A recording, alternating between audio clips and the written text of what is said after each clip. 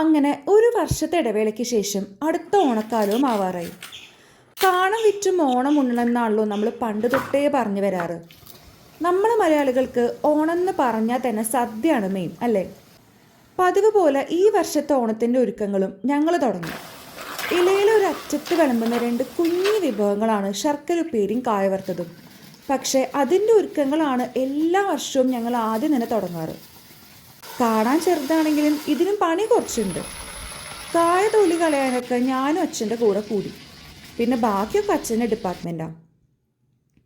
കായ ചീവിയിട്ട് ഉപ്പുവെള്ളം ഒഴിച്ചാൽ കായ വറുത്തതിൻ്റെ പണി ഏകദേശം കഴിഞ്ഞു. പക്ഷേ ശർക്കര ഉപ്പേരിയുടെ പണി പിന്നെയും ബാക്കി കിടക്കുക. ശർക്കര ഉരുക്കി പാനിയാക്കി തിളച്ച് അതിലേക്ക് വറുത്ത കായ ഇട്ട് നല്ലോണം ഇളക്കണം. പിന്നെ ചുക്കും ജീരകവും പൊടിച്ചതും ലേശം പഞ്ചസാരയും കൂടി ചേർത്ത് നല്ല പോലെ ഇളക്കണം.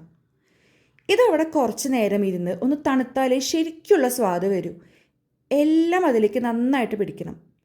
ഇതിപ്പോൾ ഓണം പ്രിപ്പറേഷൻ്റെ ആദ്യത്തെ ട്രിപ്പ് വർക്കിലായിട്ടുള്ളൂ കേട്ടോ. വീടിൻ്റെ അടുത്തുള്ളവർക്കും ഫ്രണ്ട്സിനും ഒക്കെ ഇത് കൊടുക്കും പതിവ് പോലെ. അപ്പോൾ നിങ്ങളുടെ വീട്ടിലെ ഓണം ഒരുക്കങ്ങളൊക്കെ തുടങ്ങിയോ? എവിടെ വരികയെന്ന് കമൻറ്റ് ബോക്സിൽ പറയണേ.